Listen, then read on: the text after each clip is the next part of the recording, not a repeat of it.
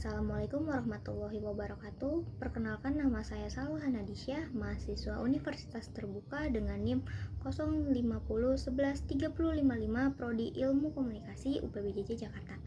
Dalam video kali ini, saya akan menjelaskan tugas 3 dari mata kuliah Perencanaan Program Komunikasi. Di sini, saya akan mempresentasikan rencana aksi program kampanye komunikasi dengan tema kampanye literasi digital, cerdas, bermedia sosial, bebas hoax. Tema ini dipilih karena sangat relevan dengan kondisi nyata saat ini. Indonesia tercatat sebagai salah satu negara dengan tingkat penyebaran hoax tertinggi di Asia Tenggara, dan mayoritas korbannya adalah generasi muda yang justru paling aktif menggunakan media sosial. Program komunikasi ini dirancang untuk meningkatkan kemampuan literasi digital masyarakat urban usia 18 hingga 35 tahun agar mampu memverifikasi informasi sebelum menyebarkannya. Fokus ini dipilih karena berdasarkan data Kementerian Komunikasi dan Informatika tahun 2023, kelompok usia 18 hingga 35 tahun adalah penyebar hoax terbesar kedua di Indonesia dengan tingkat share tanpa verifikasi mencapai 67%.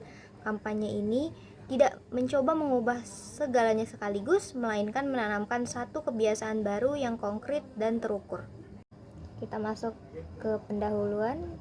Pertama yaitu memaparkan latar belakang urgensi kampanye literasi digital di Indonesia didukung data terkini seperti laporan We Are Special tahun 2024 yang mencatat lebih dari 160 juta pengguna aktif media sosial di Indonesia, serta data Kementerian Komunikasi dan Informatika yang menunjukkan ribuan kontak hoax teridentifikasi setiap tahunnya.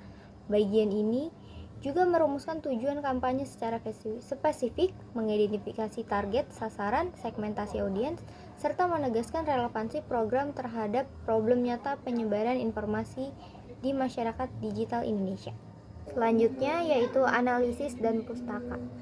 Membangun fondasi teoritis dan empiris kampanye dengan mengacu pada teori-teori komunikasi yang relevan seperti media literasi teori, information deficit model, serta penelitian terdahulu terkait efektivitas kampanye anti-hoax di Asia Tenggara. Data primer berupa hasil survei atau wawancara awal dengan target audiens bersama data sekunder dari lembaga kredibel seperti Mavindo, Powinfo, dan Reuters Institute Digital News Report untuk memperkuat analisis kesenjangan literasi digital yang menjadi akar masalah kampanye. Selanjutnya yaitu strategi. Merancang kerangka strategis kampanye secara menyeluruh, mencakup pendekatan komunikasi yang digunakan, misalnya persuasive communication atau two-step flow, penentuan pesan kunci atau kata kunci key message, pemilihan saluran komunikasi yang tepat sasaran seperti Instagram, TikTok, dan komunitas lokal seperti strategi segmentasi audiens berdasarkan usia dan tingkat literasi digital. Menetapkan positioning kampanye agar berbeda dari program serupa yang sudah ada, sekaligus menjelaskan alasan pemilihan setiap pendekatan berdasarkan bukti riset yang telah dianalisis. Selanjutnya yaitu rencana aksi. Seluruh rangkaian kegiatan kampanye secara operasional dan terstruktur dalam bentuk timeline, mulai dari produksi konten edukatif, pelaksanaan workshop literasi digital, penyebaran materi melalui media sosial, hingga kolaborasi dengan influencer atau tokoh komunitas sebagai opinion leader.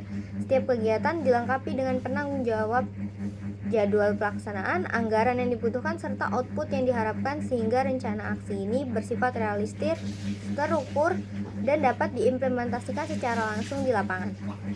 Yang terakhir yaitu ada monitoring dan evaluasi.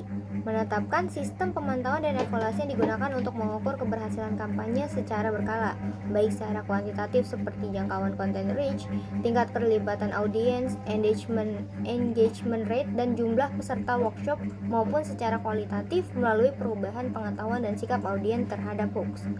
Evaluasi mengacu pada kerangka CIPP, Context Input Process Product, atau model evaluasi Kirkpatrick yang umum digunakan dalam program komunikasi, dengan jadwal evaluasi yang dibagi menjadi tahap, tengah program, dan akhir program guna memastikan kampanye berjalan sesuai tujuan yang telah ditetapkan.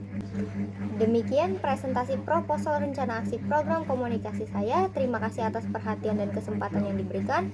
Billahi taufiq wal hidayah. Wassalamualaikum warahmatullahi wabarakatuh.